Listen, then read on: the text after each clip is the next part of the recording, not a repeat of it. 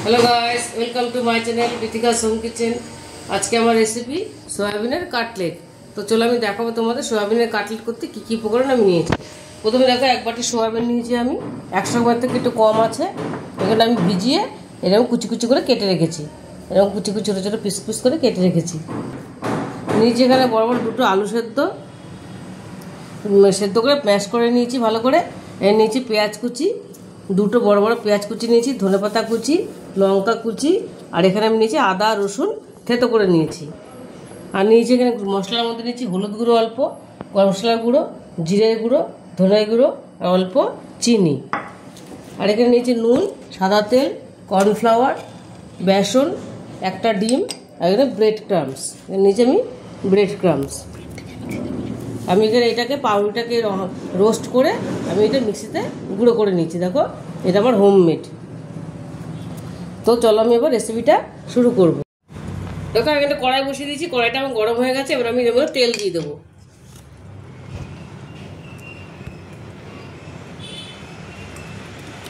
আমি তেল দিয়ে দিলাম।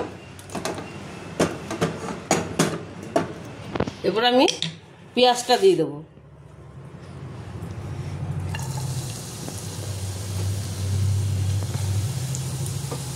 এটা ভেজে নেব, এটা লাল লাল করে ভেজে নেব। তো পেঁয়াজটা আমি হালকা ভেজে নিয়েছি। এবার আমি ওর মধ্যে সয়াবিনটা দিয়ে দিলাম।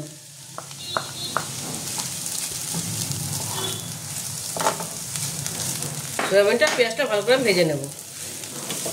দেখো এটা আমার মোটামুটি ভাজা হয়ে গেছে। এবার আমি একটু নুন দিয়ে দেবো। নুন দিয়ে এটা আমি নেড়ে এবার আমি এটা নামিয়ে রাখবো। এবার এটা আমি নামিয়ে নেব। দেখো ওটা আমি তুলে নিয়েছি। এর মধ্যে এবার একটু আমি তেল দিয়ে দেবো, অল্প করে তেল দিয়ে দিলাম। এবার আমি একটু পেঁয়াজ দিয়ে দেবো এর মধ্যে।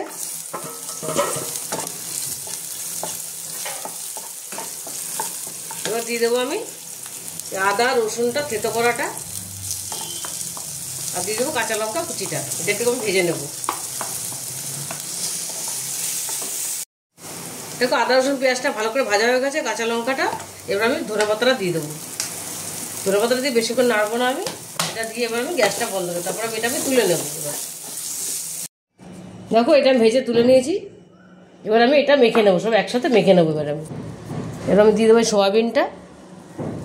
এগুলো আমি একসাথে সব ভালো করে মাখবো। দিয়ে দেবো আমি জিরের গুঁড়ো, ধনের গুঁড়ো, গরম মশলার গুঁড়ো, চিনিটা, আর দিয়ে দেবো এই ভাজা মশলাটা যে করে রেখেছিলাম আদা রসুন আর কাঁচা লঙ্কা পেঁয়াজ, এটাও দিয়ে দেবো। দিয়ে দেবো অল্প নুন, কারণ আমার নুন দেওয়া আছে, একদম অল্প করে নুন দেবো। এবার আমি এটা ভালো করে মেখে নেব। দেখো আলু সোয়াবিন সব মশলাটা আমি ভালো করে মাখিয়ে নিয়েছি। সুন্দর করে এটা আমি মাখিয়ে রেখে দিয়েছি। এবার আমি একটা ব্যাটার বানিয়ে নেব। এর মধ্যে দেবো বেসনটা। দেখো বেসনটা দিয়ে দিলাম। দিয়ে দেবো কর্নফ্লাওয়ার অল্প করে।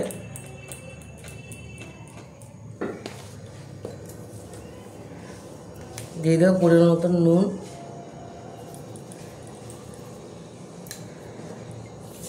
আর দিয়ে দেবো ডিমটা ফাটিয়ে দিয়ে দেবো। আর দিয়ে দেবো হলুদটা। এটা আমি ভালো করে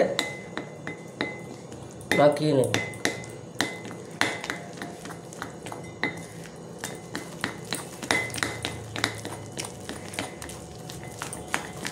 একটুখানি জল লাগবে এর মধ্যে, অল্প করে জল দেবো।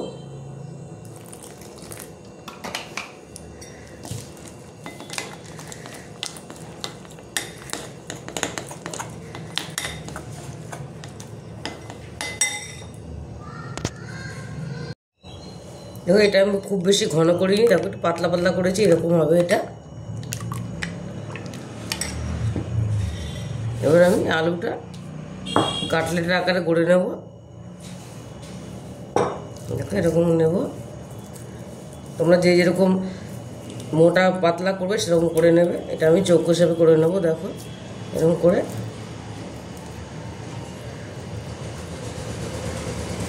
দেখো তোমরা যদি বড়ো সাইজ করতে চাও বড়ও করতে পারো, আমি এই সাইজটা করেছি।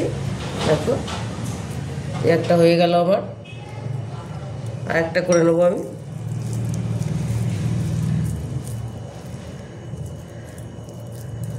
দেখো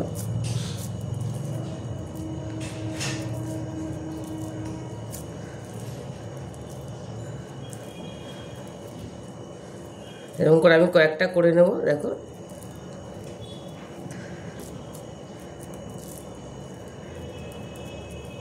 এর একটা হয়ে গেল আমার, এরকম করে আমি কয়েকটা করে নেব।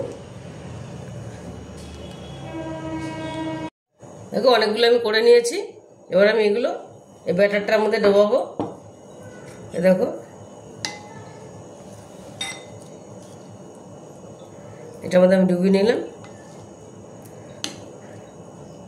এবার আমি এই ব্রেড ক্রাম্বসের মধ্যে দেব, এটার মধ্যে কোট করলাম।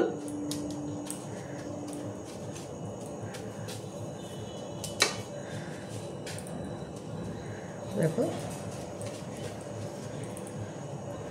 আমি এটা রেখে দেবো। আমি আরেকটা দেবো, এটাকে এরকম করে আবার আমি ব্রেড ক্রাম্বসের মধ্যে দেবো। এরকম করে আমি উপরে কোট করে নেব।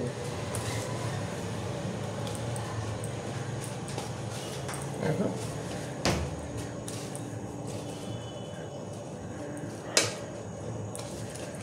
আমি একটা কোট করে নিলাম, আরেকটা বানিয়ে নেব।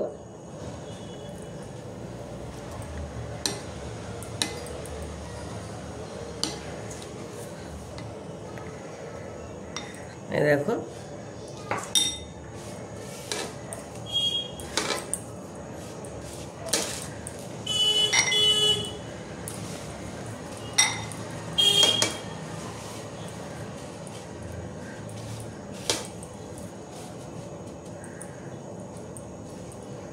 এরকম করে আমি সব কটা করে নেব। দেখো অনেকগুলো আমি রেডি করে নিয়েছি। এবার আমি এগুলো ভেজে নেব। দেখো আমি কড়াই বসিয়ে দিয়েছিলাম, তেলও দিয়ে দিয়েছিলাম। দেখো গরম হয়ে গেছে কড়াইটা আমার, তেলটা। এবার আমি এক একে ছেড়ে দেবো, এই কাটলেটগুলো আমি ছেড়ে দেবো। দেখো এগুলো আমি আস্তে আস্তে করে ছেড়ে দেবো।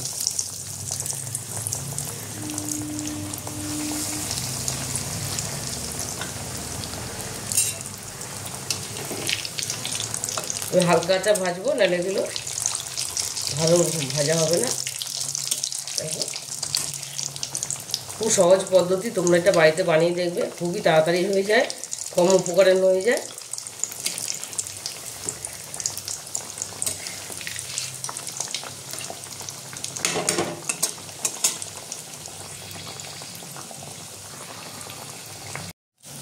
দেখো এগুলো আবার সুন্দর ভাজা হয়ে গেছে, লাল লাল। দেখো এগুলো আমি এবার তুলে নেব। এরকম লাল করে ভেজেছি আমি। দেখো এরকম করে আমি সবকটা ভেজে নেব।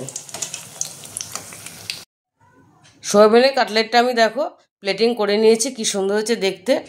তোমরাও এটা বাড়িতে বানিয়ে দেখবে, ভীষণই ভালো হয়। আর বাড়িতে গেস্ট আসলেও এটা তোমরা বানাতে পারো, খুব তাড়াতাড়ি হয়, খেতেও ভীষণই ভালো লাগে।